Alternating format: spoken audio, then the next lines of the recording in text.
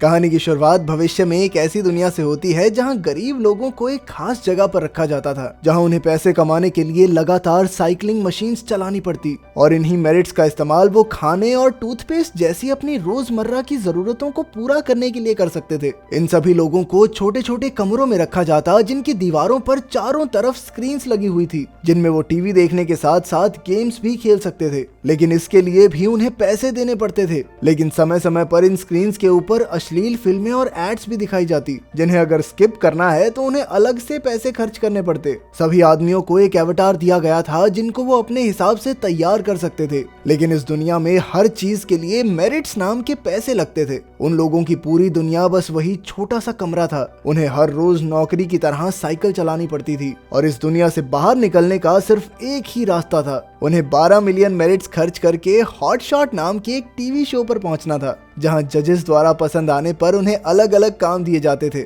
इन्हीं bike Riders में से एक राइडर का नाम था बिंग मेडिसन, जिसके पास 15 मिलियन से ज्यादा मेरिट्स थे। लेकिन उसे फालतू पैसे खर्च करने का कोई शौक नहीं था और इसीलिए उसने अपने एवेटार को भी बिल्कुल मामूली सा रखा हुआ था। वो अपने पैसों का इस्तेमाल सिर्फ एड्स को स्किप करने में और गेम्स खेलने में करता था और ना ही उसे किसी रियलिटी शो में कोई दिलचस्पी थी। बिंग बहुत ही शांत स्वभाव का था और वो अक्सर बाइक चलाते हुए अपने पसंदीदा जंगल्स को देखा करता। पर वहीं दूसरी ओर हम डस्टिन नाम के एक राइडर को देखते हैं जो बाइक चलाते हुए बहुत ज्यादा शोर मचाता था और अक्सर सबके सामने अश्लील फिल्में देखता। डस्टिन को लोगों को परेशान करने की बुरी आदत थी और वो हमेशा अपने आसपास के लोगों का मजाक उड़ाता रहता। बिंग को उसका ये बर्ताव बिल्कुल भी पसंद नहीं था, पर वो चाहकर भी उसे कुछ बोल नहीं सकता था। उसी कमरे में स्विफ्ट नाम की एक लड़की भी थी जिसे बिंग काफी ज्यादा पसंद था, पर वो आज तक उसे ये बात बता नहीं पाई और इसीलिए एक दिन लंच के दौरान जब बिंग का सेब मशीन में फंस गया तो स्विफ्ट ने इस मौके का फायदा उठाकर मशीन में से सेब निकालने में उसकी मदद की, जिसके बाद वो बिंग के साथ बातचीत आगे बढ़ाना चाहती थी, पर बिंग सिर्फ उसे धन्यवाद कहकर वहां से चला गया। उसी रात टीवी देखते समय उसकी स्क्रीन पर एक एड आई, जिससे परेशान होकर उसने अपनी आंखें बंद कर ली और इसी वजह से उसके कमरे में एक अलार्म बजने लग गया, जिसका मतलब था कि वो अपनी आंखें बंद नहीं कर सकता। इसीलिए बिंग ने कुछ पैसे खर्च करके एक मूवी देखने का फैसला किया। अगली सुबह लिफ्ट में उसकी नजर एबी नाम की एक नई लड़की पर पड़ी। उसी दिन बाथरूम में बिंग को एक बहुत ही प्यारी आवाज सुनाई दी और वो आवाज किसी और की नहीं बल्कि एबी की ही थी, जिसे सुनते ही बिंग को उससे प्यार हो गया और अब वो एबी से दोस्ती करना चाहता था। लेकिन उसे समझ नहीं आ रहा था कि आखिर वो उससे क्या बात करे और उसी वक्त टीवी पर एक ऐड आई, जिस वजह से वो दोनों चुपचाप अपनी साइकिल्स पर वापस आ गए। साइकिल चलाते वक्त भी बिंग की नजर एबी के ऊपर ही थी, जिसे देखकर स्विफ्ट को बहुत ज्यादा जलन हो रही थी। लंच के दौरान एबी ने पेपर बैग से एक पेंगुइन बनाया जिसे वो अपनी बाइक पर रखना चाहती थी, पर सफाई कर्मचारी ने इसके लिए साफ इनकार कर दिया और उसी समय एबी की नजर बिंग पर पड़ी, जो उस वक्त उसे ही देख रहा था। रात को भी बिंग के दिमाग में सिर्फ एबी की आवाज घूम रही थी और तभी उसकी नजर टीवी पर चल रहे हॉट शॉट के ऐड पर पड़ी, जिसे देखकर बिंग को एक आइडिया आया और अगले दिन जब लंच टाइम के दौरान एबी का सेब मशीन में फंसा तो बिंग तुरंत ही उसकी मदद करने के लिए वहां पहुंच गया, जिसका फायदा उठाकर उसने आखिरकार एबी के साथ बातचीत शुरू कर दी। बातचीत के दौरान उसे पता चला कि एबी की उम्र सिर्फ 21 साल थी और वो अपनी बहन के साथ किसी और काम पर जाना चाहती थी, पर वहां जगह न होने की वजह से उसे साइकिलिंग डिपार्टमेंट में भेज दिया गया। साथ ही बिंग ने उसकी आवाज की तारीफ करते हुए उसे सिंगर बनने को कहा, पर एबी ने कहा कि ये गाना तो मेरी माँ ने सिखाया था, इसीलिए इस वाले को ठीक ठाक गा लेती हूँ। पर वहीं दूसरी तरफ बिंग का मानना था कि एबी को अपने इस टैलेंट को वेस्ट नहीं करना चाहिए। उसने एबी को हॉट शॉट नाम के उस रियलिटी शो में जाने को कहा और इसके लिए वो एबी को अपने 12 मिलियन मेरिट्स देने को भी तैयार था, जो उसे अपने भाई की मौत के बाद मिले थे, पर उसने कभी भी उनका इस्तेमाल नहीं किया। बिंग किसी भी तरह से एबी को एक अच्छी जिंदगी देना चाहता था और उसके बार बार कहने पर एबी भी इसके लिए तैयार हो गई। उसी शाम अपने कमरे में पहुंचकर एबी ने देखा कि शो की टिकट का दाम 12 मिलियन से बढ़ाकर अब 15 मिलियन कर दिया गया था, जिसका मतलब ये था कि टिकट लेने के बाद बेचारे बिंग के पास सिर्फ 9000 मेरिट बचने वाले थे। पर उसने फिर भी एबी को वो टिकट गिफ्ट करने का फैसला किया। उधर एबी को टिकट मिलते ही उसने जवाब में बिंग को अपने अवतार से एक किस भेजी। अगली सुबह वो दोनों लिफ्ट लेकर उस फ्लोर पर गए जहां पर हॉट शॉट को रिकॉर्ड किया जाता था और रास्ते में एबी ने बिंग को एक कार्डबोर्ड पेंगुइन दिया, जिसे वो आराम से अपनी जेब में छुपा भी सकता था। एबी के चेहरे पर घबराहट साफ दिखाई दे रही थी और इसीलिए बिंग ने उसकी हिम्मत बढ़ाने के लिए उसका हाथ पकड़ लिया। उस फ्लोर पर पहुंचकर एबी ने सबसे पहले सिक्योरिटी गार्ड को अपनी टिकट दिखाते हुए बिंग को अपने परिवार का हिस्सा बताया जिसके बाद बिंग के हाथ पर एक स्टैंप लगाई गई जिसकी मदद से वो भी शूटिंग देख सकता था। इसके बाद उन्हें एक वेटिंग रूम में ले जाया गया जहां काफी सारे लोग पहले से ही अपनी बारी का इंतजार कर रहे थे, जिनमें से कुछ लोग तो एक हफ्ते से वहीं पर बैठे हुए थे। पर एबी की खूबसूरती को देखते हुए टीम ने उसे स्टेज पर जल्दी भेजने का फैसला किया, जिसे सुनते ही वहां मौजूद ग्लीक नाम का एक सिंगर बहुत ज्यादा गुस्सा हो गया, क्योंकि वो पहले ही कई दिनों से अपनी बारी का इंतजार कर रहा था। लेकिन बाउंसर ने फिर भी किसी तरह ग्लीक को शांत करवा दिया, जिसके बाद वो एबी और बिंग को बैक स्टेज पर लेकर आया, जहां एक छोटे से स्क्रीन टेस्ट के बाद एबी को एक खास ड्रिंक दी गई, जिसके लिए एबी ने कई बार मना किया, पर टीम के मुताबिक सभी कंटेस्टेंट्स को ये ड्रिंक पीना जरूरी था और ये उनकी घबराहट को काबू में रखने के काम आती थी।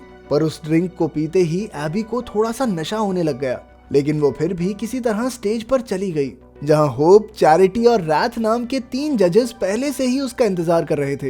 एबी के वहां पहुंचते ही चैरिटी ने उसे गाना गाने को कहा, पर वहीं रैथ बार बार उसे अपने कपड़े उतारने को कह रहा था, जिसकी बातों को नजरअंदाज करते हुए एबी ने अपना गाना सुनाया, जो ग्लीक के अलावा सभी दर्शकों को काफी ज्यादा पसंद आया। उधर होप और चैरिटी को भी उसकी आवाज काफी पसंद आई थी, पर वहीं रैथ पूरा समय बस बोर हो रहा था। लेकिन सभी जजेस का मानना था कि एबी को अपनी सुंदरता की वजह से रैथ के चैनल में काम करना चाहिए, जो कि असल में अश्लील फिल्में बनाता था, और जजेस के हिसाब से मार्केट में पहले ही काफी सारे सिंगर हैं, तो इसीलिए अगर एबी को साइकिलिंग की दुनिया से बाहर निकलना है तो उसके पास बस यही एक तरीका है। वहीं बिंग बैक स्टेज से ये सब देख रहा था, पर जैसे ही वो एबी को बचाने के लिए आगे बढ़ा तो बाउंसर्स उसे जबरदस्ती घसीटकर बाहर ले गए। इधर एबी अभी भी नशे में थी और आखिरकार उसने रैथ के चैनल में काम करने के लिए हामी भर दी, पर अंदर ही अंदर वो इस फैसले से बिल्कुल भी खुश नहीं थी और इसीलिए वो बेचारी रो रही थी। उधर अपने कमरे में बैठी हुई स्विफ्ट भी उसके इस फैसले से बिल्कुल खुश नहीं थी। कुछ दिन बीतने के बाद भी बिंग इस सदमे से बाहर नहीं आ पाया था और वो अक्सर एबी के दिए हुए उस पेंगुइन को ही देखता रहता। साइकिलिंग करते हुए डस्टिन ने अचानक से एबी का इंटरव्यू लगा दिया, जिस वजह से बिंग को ना चाहते हुए भी वो पूरा इंटरव्यू देखना पड़ा। पैसे कम होने की वजह से अब बिंग को सिर्फ जंक फूड ही खाना पड़ता था। अब बेचारे बिंग के पास अच्छा खाना खाने के पैसे तक नहीं थे। एक शाम गेम खेलते हुए अचानक से उसके सामने एबी की पहली फिल्म का एड आ गया और पैसे कम होने की वजह से वो चाहकर भी उस एड को स्किप नहीं कर सकता था। बिंग किसी भी हाल में उस एड को नहीं देखना चाहता था, पर जैसे ही उसने अपनी आंखें बंद की तो बहुत तेज आवाज में अलार्म बजने लग गया, जिसके बाद वो उस एड को देखने के लिए मजबूर हो गया।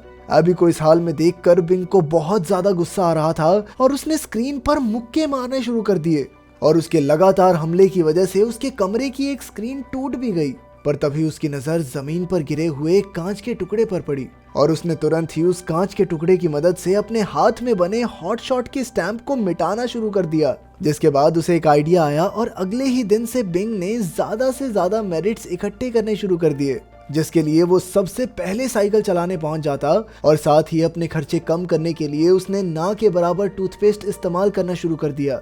अब वो खाना भी नहीं खरीदता था और अपनी भूख मिटाने के लिए मशीन में फंसे हुए सेब और लोगों के बचे हुए खाने का इस्तेमाल करता।